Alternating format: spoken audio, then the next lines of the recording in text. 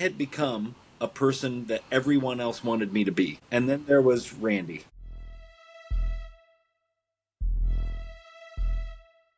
When you think about the necessary need of alignment in our life, a lot of us overlook that piece that allows for easy flow within each of our lives. Welcome back to Together We Are Stronger, Leadership Straight, No Chasers. And tonight we have Randy Bishop on with us.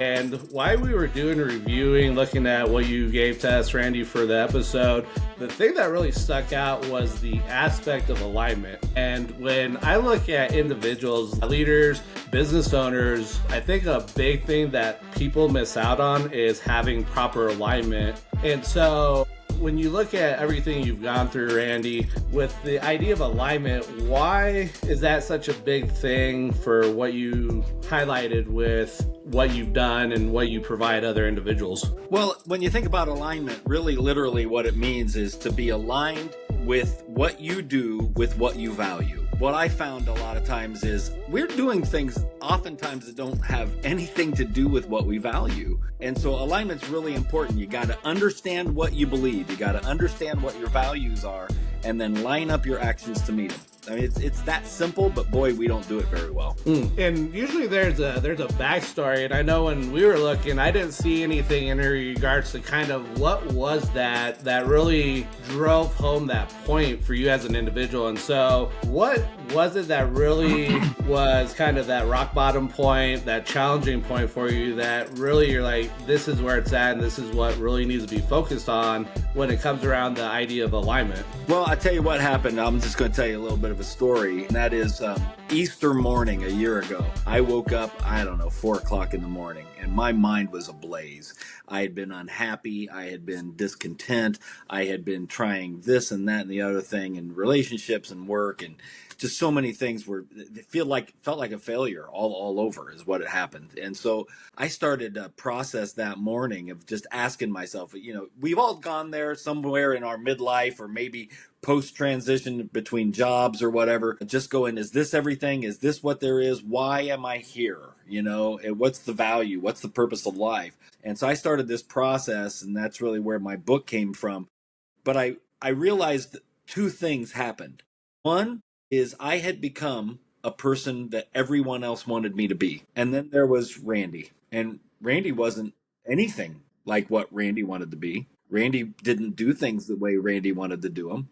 Randy didn't say things the way Randy wanted to say them, but he did everything like everyone expected. And that started that process, really, of saying, okay, what's that about? And so when I think about alignment, I think back to that moment where I go, wow, I'm operating in alignment to everyone else's views, everyone else's ideas, but not mine. And so that began my process, really, of digging in and saying, okay, who am I really?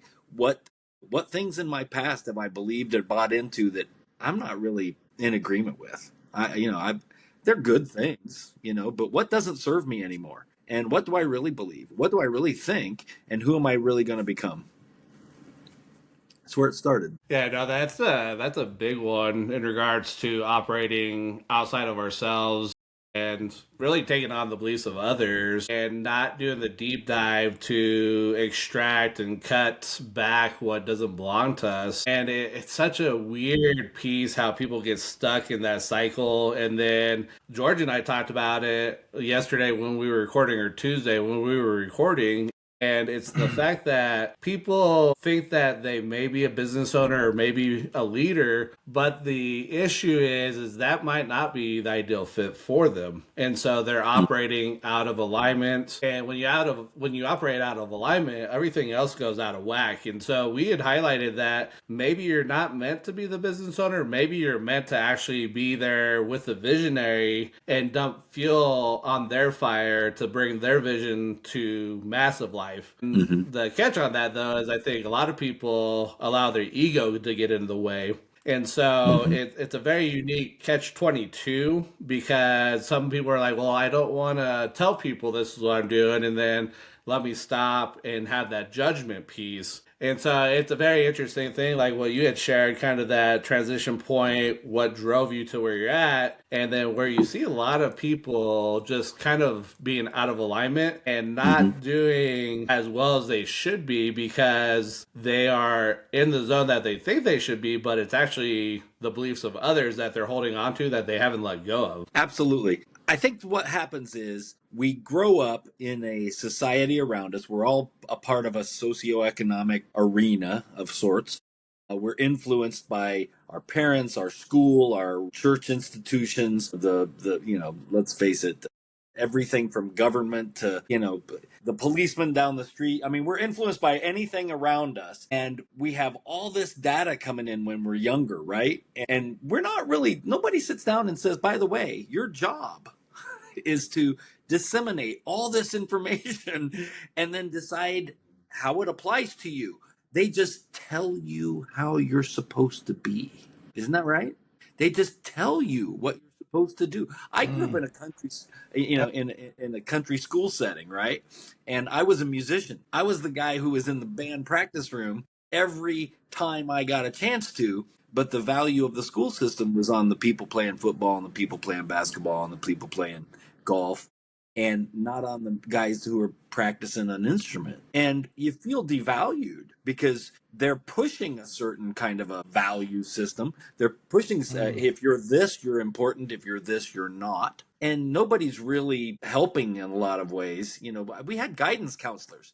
I wonder where my counselor was guiding me sometimes, but because I don't think we do a very good job at that, especially with our youth. I don't think, sometimes we're just ill prepared. My brother said something to me recently. If I can dig a little deeper, he looked at me one day Yeah. and said, have you learned yet that you need to forgive mom and dad? And I said, for what? They put food on the table and they made sure I was clothed and I got bathed. What do I need to forgive them for? And he said, they were kids raising kids, Randy. They were kids raising kids. And I never thought of it that way. Wow, we're all growing. In my book, one of my catchphrases is, you're not broken, you're becoming. Because we always think somebody's broken and they need fixed. There's nothing to fix. You just need to teach people how to become who they are. And that's one of the things I think we should get back to, whether it's with our youth or picking up wherever we are in our age. I'm 60 years old and I'm still becoming, gentlemen.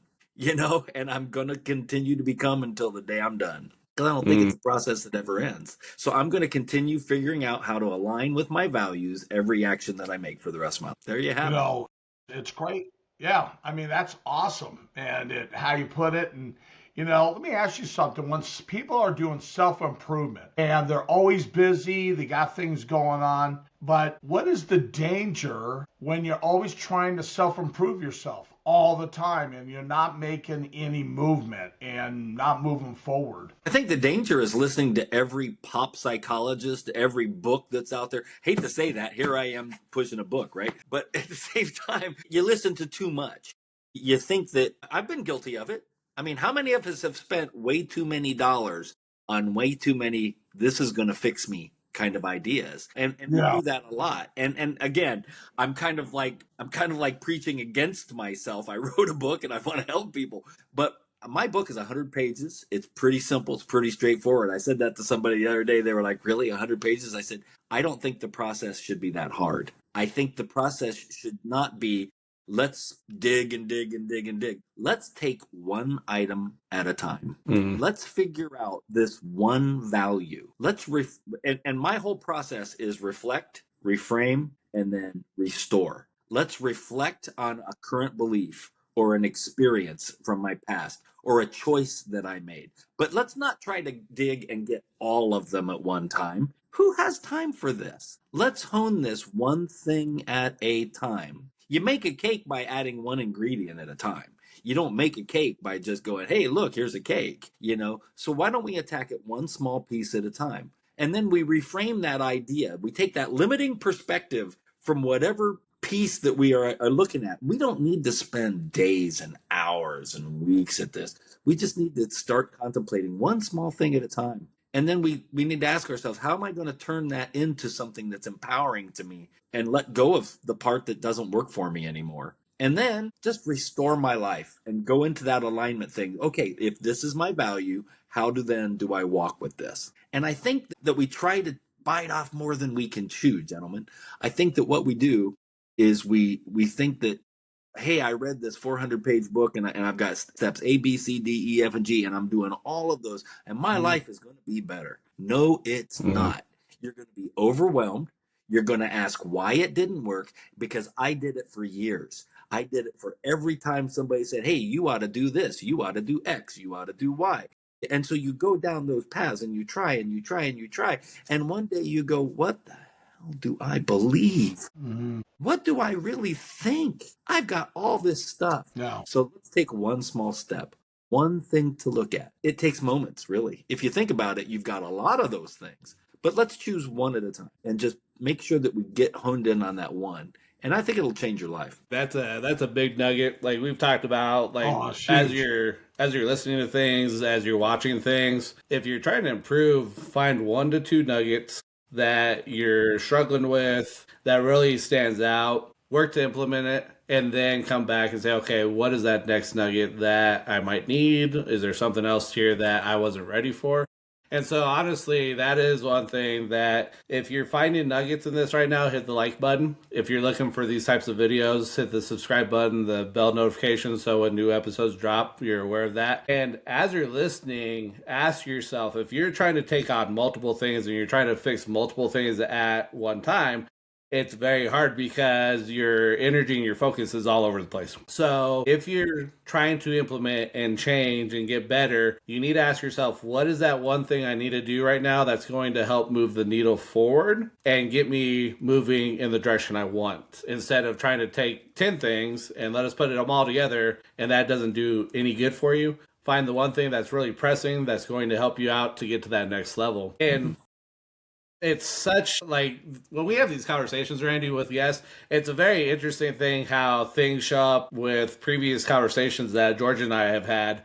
And it's the power of that alignment piece with people coming in, sharing just a different perspective, because we've highlighted that we all have different perspectives. And our biggest thing is really bringing people on, having them share a perspective that maybe we're not hitting on, or it's just a very different angle, and then helping people find what's going to help them move forward. And so I think that reducing the overwhelm, because we have so much going on in our life anyways, that if we overwhelm ourselves and have that cognitive overload, we're not going to do anything. And so it's really, what is that one thing that you can do to help you move forward? And so it's a powerful thing with what you've shared there. Well, absolutely. The overwhelm, listen, that's why we get stuck.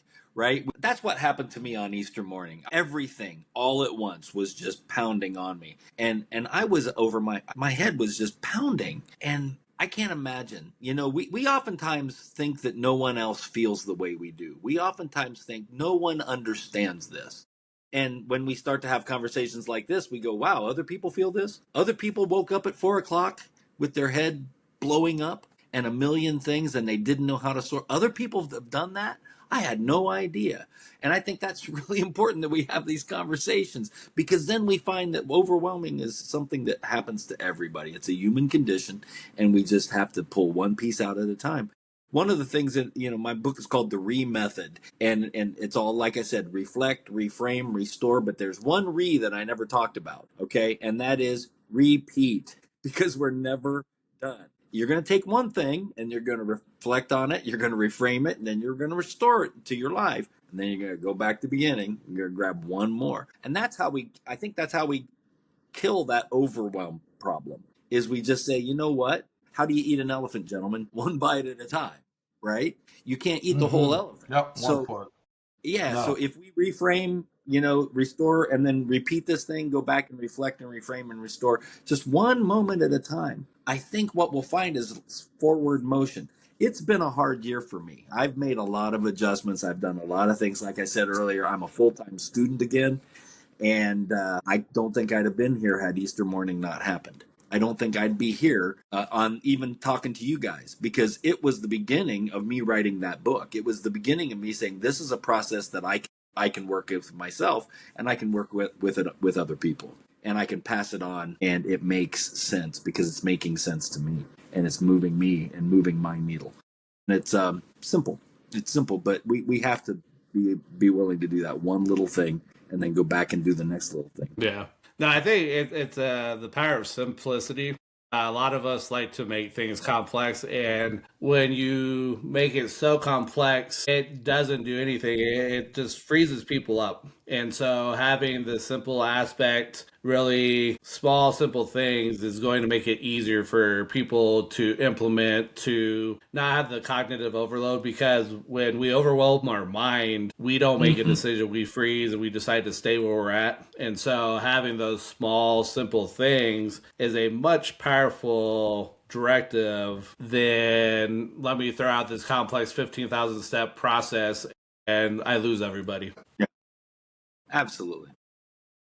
And you lose yourself. And the one thing I'll say is, when you get overwhelmed, you become a standstill person. You're not moving at all. And what you have and what you've been saying, it's, man, thank you for sharing, because a lot of times as I talk to people, a lot of times people don't want to share what they're going through. And I just had a couple conversations today with some individuals, and one thing I told them, what we've been doing is, you need to start working on yourself. The number one key to your success is working on yourself, because you can't help anybody else if you can't fix your own self. And what you're putting down, realignment and everything else, you become lost. And we talk about, enjoy the short wins, enjoy the movement, even if it's baby steps. And what you have said is exactly what we've been talking about on our podcast,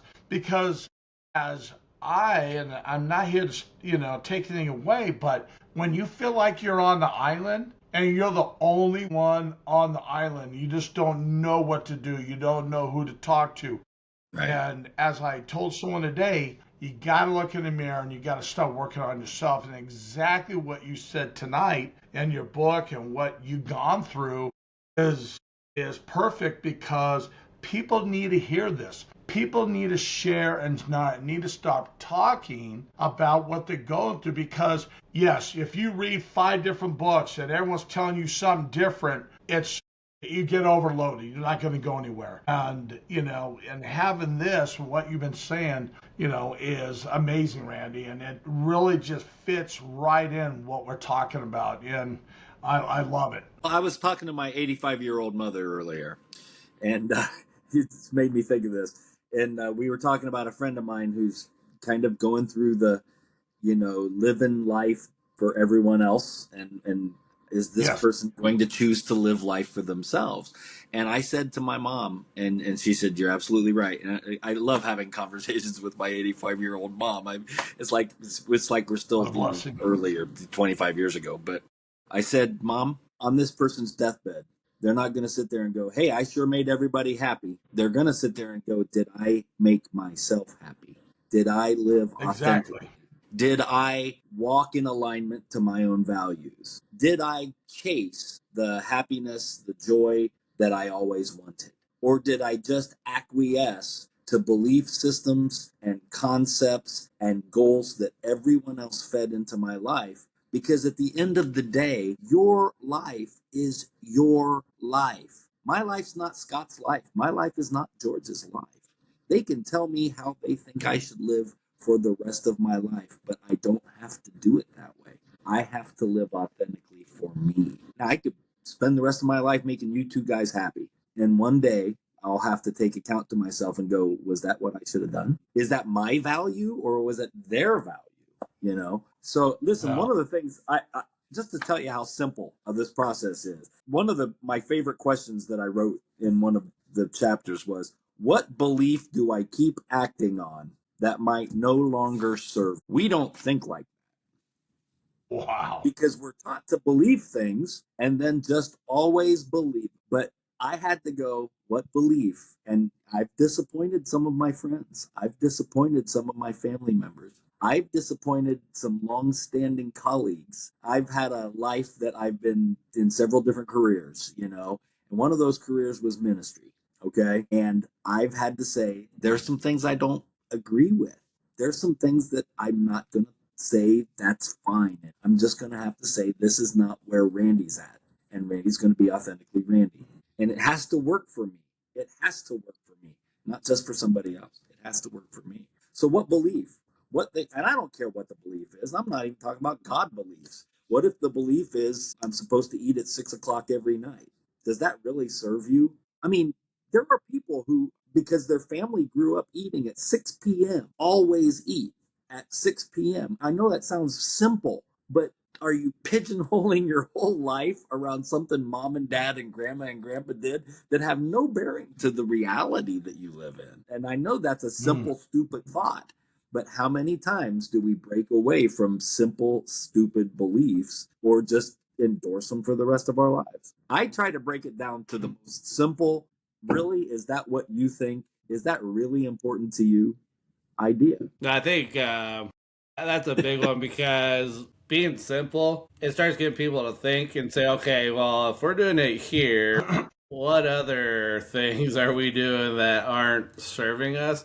And it's crazy because you'll see people that will have big leaders that are like, oh, you need to be up at 5 in the morning, this and that. But the item that we also forget is that we're individuals and we all operate at a different frequency, different energy levels. Like for me, I don't like getting up early. I have to for the military, but normally I don't get up super early. But a lot of my creativity and energy really flourishes late at night. And sometimes that doesn't work for other people. And so that's where really it's you are the individual. You need to figure out what works best for you.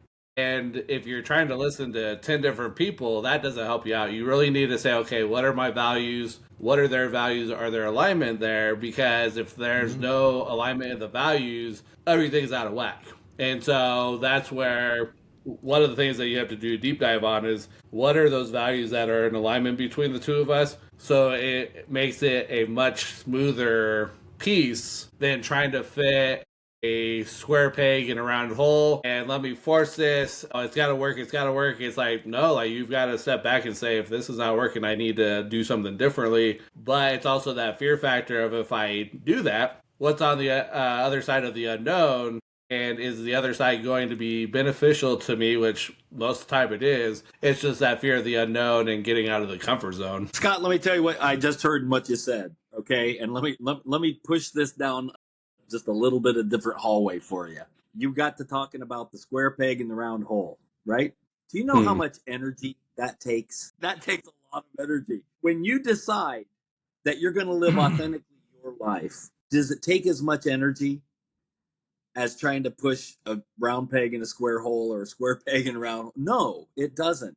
That's one of those concepts that I remember dealing with almost a year ago, was that I was living to please all these belief systems, all these roles that I was given, and all these things I was supposed to do. I mean, including, pastor, musician, father, husband. I mean, the basics in some ways. I mean, all of them. I had to go, really? I mean, am I shoving a round peg, square hole problem? And what energy do I get back from any of this? Am I getting fed by this stuff? Because if I'm expending energy, it's got to come from somewhere. So where's my energy? Where's it coming from? And if it's not being fed to me, then why am I expending it in such huge amounts in some other place that doesn't really benefit me?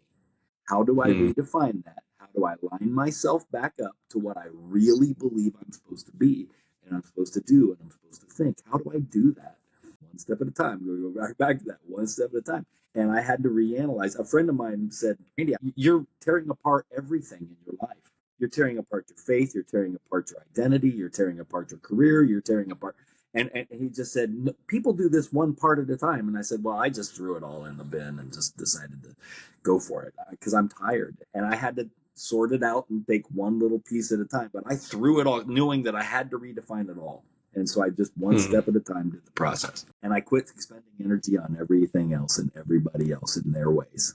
I started doing my energy. Yeah, you do waste a lot of energy definitely trying to please everybody. Yep, And you do. it's insane. And you, then what happens when you try to please everybody, and then when you don't go the direction they're wanting you to go, it turns on you, and you're like, what did I do? And a lot of times people don't know how to handle that. Sometimes people, become very depressed. And, like you said, you really went through everything to rip apart your faith, everything inside you. But sometimes that's what you have to do to really find who you are. And then you Absolutely. start adding what's important to you into and making you a new you, basically, what you're Yeah. saying. Yeah. Authentic. Be authentically you. Yes. Because at the end of the Yep. day, at the end of your life, if you're somebody else that other people defined, how happy can you be? How satisfied can you be? I mean, I wanna be every day going, hey, did I change something? I'm not broken. I'm becoming. I'm becoming more authentic every day. Some days are harder than Mm. others. You know, I live alone for the first time in my life. 60 years. I've always been with somebody. For the last 8 months, I have lived alone, and it is not easy. Not for a third born and a person who likes to be around people and life of the party. It's not easy to do this. Mhm. But you know what? I'm slowly but surely, and my friends are always worried about me because it's totally anti me. But I'm slowly but surely challenging every day something about myself and saying, okay, well, today I just got to be a little better. How do I do that today? I stand in my bathroom every day, and look myself in the eye and go, "You got it. Let's do this. One more day, man. What's that thing today we're going to look at?" I like I said, I'm enrolled in school again, and I'm in my second week in classes, and I got a 92 on my first psych quiz. I was like, "That's pretty good. That's pretty good. I feel pretty good about myself." Congrats. Yeah, that's awesome. That is awesome. I want to add, it's a lot of times, like you said, look in the mirror, look you in yourself in the Mm-hmm. eye. And it's crazy we bring this up because I have talked about when you look in the mirror past the your appearance, who you really are, and it's truly amazing what individuals come up and what they say about themselves. Mm-hmm. And I try to figure it out. Why do you feel that way? And today I talked to a friend of mine who's going through things and basically said the same thing. You got to start making yourself happy. You got to stop worrying about, and I'm telling you because I have experienced that Mm-hmm. in my life and I've done it over and over. And you're trying, like, I'm just tired. And Mm-hmm. what you're saying is it's incredible because you're going to hit viewers on our podcast who's going to look and say, okay, I'm going to look myself eye to eye and say, what I'm really going to say. But I would really say be honest with yourself because, Absolutely. you don't have anybody around you who's going to judge you, and the only one's going to judge you is you, Mm-hmm. yourself. And Mm-hmm. to be straight up and honest, that is the key. And I love what you're putting and what you're saying. And it's Thanks. just, we talked about this, Scott, and over about just, you got to start rebuilding yourself and not worry about what other people say and what you're doing and what you're creating. You got to make yourself happy. And it's always people in their older ages. It's not, 20 or 30. It's like in the 40s and me 60 and in my 60s. And it's just really fun to hear what you're saying. And it's just pulling everything together. It's just When amazing. When we were younger, we were invincible. When we were younger, we had time. When we were Yeah. younger, we had in front of us a hill to conquer. And now Hmm. we are going down. I'm going down it really, really quickly. And I'm trying to figure out how to put a little bit of brakes on so I don't make it to the bottom of that hill and crash. But Yeah. let me tell you, you said something about, listeners are going to, think about this. They're going to hear this. I'm going to tell you guys, I'm going to tell everybody out here, when you look yourself in the mirror I'm telling you, look yourself dead in the eye because you don't do that very much. We stand in No. front of the mirror and we do our hair, we brush our teeth, we shave, we do all kinds of stuff. But we hardly ever, yeah. I got some still, but It's all right. Good job. we hardly ever stare ourselves in the eye and talk to ourselves. We'll look at our nose. Think about it. We'll look at our nose. We'll look at, some feature, but we don't look into our eyes in the mirror. And that's a powerful moment. The first time I did it was this year, and I realized I don't do that very much. And to sit there and say, listen, the most intimate conversation I can have in the world is right here. Do you know who you are? Are you ready to tackle what we're going to tackle? I believe in you. Let's do this today. Because don't look at your forehead. Don't look in your eye. There is something about when somebody, if you got a great friend who can come and look you in the eye and say, listen, I need you to hear me, right? Well, what if you don't have anybody? You're that person. Yeah, there's some power there. That is powerful. Wow. And right, a lot of times people don't have anybody. Yeah. They don't have someone to count on or just to talk. And it's really cool to experience, to have peace. And when you talk to someone, they pour into you. And it's like, wow. Because when I used to ask people, what do you see when you look in the mirror? And that's a while back ago. And people would say things that would break your heart. And it's like, where did that come from? And a lot of times it's loneliness and it's confused and it's don't know what to do, to how to overcome. And you got all these people telling you what to do. And man, tonight was just powerful. And man, and hearing what you said and, looking through your eye to eye, I mean, that was. I mean, honestly, I loved it. I'm glad. Can I say one more thing concerning all this? When you go through the process, one bite at a time, one little thing at a time, you're probably going to lose people. And people need to understand that. When you decide to live authentically, there are people who don't like it. It might be a family member. It might be a friend. It might be somebody at church. It might a coworker. Somebody's not going to like the change in you. And you've got to be okay with that. I basically now have 4 friends and then family. Because I've got those people who go, I can endorse who you are or who you are becoming instead of, I can't believe you're not who you used to be, So I'd much rather have 4 really strong friends than 100 people who don't really know me and only want me to be the least me I can be. Yeah. No, you're rich, my friend. You're rich. It's an interesting thing when you start cutting down and start really auditing and really having that close-knit tribe that is there. And so it's a powerful thing there. So Randy, I know you talked about your book a little bit, and if people are interested on purchasing and really diving deep with what you've written, where are they able to locate and find that book? Well, you can get my book at Amazon, and it's on Amazon. It's called. Can I show it? Can I show that?